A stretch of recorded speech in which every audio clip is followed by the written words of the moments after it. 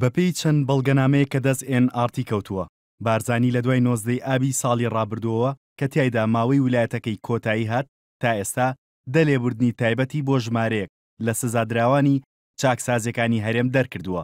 بە لێبوردنە تایبەتەکانی بارزانی 67 کەس ئازاد کراون و بڕیارێکی لە سێدارەدانیش گۆڕاوە بۆ زیندانیکردنی هەتاهەتایی. دواهەمین بڕیاری لێبوردن کە بارزانی دەری کردووە لە 23 ئایاری 2016 بە فەرمانی هەرێمی ژمارە 106 بۆ 8 حکومدراو دەرکراوە. پەرلەمانتارێکی فراکسیۆنی گۆڕانیش دەڵێت ئەوەی کە کراوە کارێکی نایاساییە. جۆرێکە لە کڕینی وەلای ئەم کەسانە و گۆڕینی ئینتیمای سیاسی بنەماڵی ئەم کەسانە ئەمە کارێکی زۆر خراپە.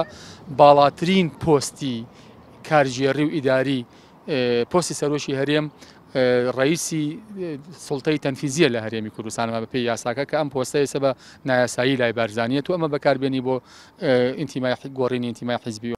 ئەندامێکی لیژنەی یاسایی پەرلەمانی کوردستانیش لە فراکسیۆنی پارتی بڕیارەکەی بارزانی بە یاسایی ناوبرد و دەڵێت بارزانی تا ئێستا سەرۆکی هەرێمە و بەپێی یاسای سەرۆکایەتی هەرێمیش سەرۆک دەسەڵاتی دەرکردنی لێبوردنی هەیە بۆ سزادراوان پاش لێکۆڵینەوە و وردبوونەوە لە داواکاری لێبوردنەکەی. دەژڵێت دەنگۆی نایاسابوونی ئەو بڕیارانە مزایەدەی سیاسیە و دەیانەوێت بۆهەیەوە پشێوی لە نێو زیندانەکاندا دروست بکەن.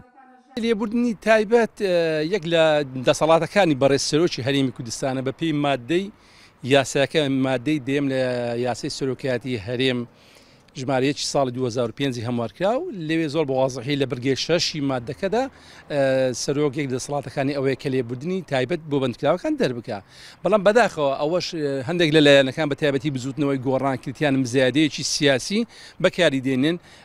بارزانی کە لە 19 ئابۆ بۆچوونی جیاوازە سەر پۆستی سەرۆکایەتەکەی هەیە لە دوای ئەو بەروارەوە ململانێ لەسەر بڕیارەکانیشی دروست بووە و چەند لایەنێکی سیاسی هەرێم هەموو بڕیارەکانی بە نایاسایی دەزان و پارتیش هەتا ئێستا سوورە لەسەر ئەوەی کە بارزانی سەرۆکی هەرێمە و بڕیارەکانیشی بە یاسایی لە قەڵەم دەدات.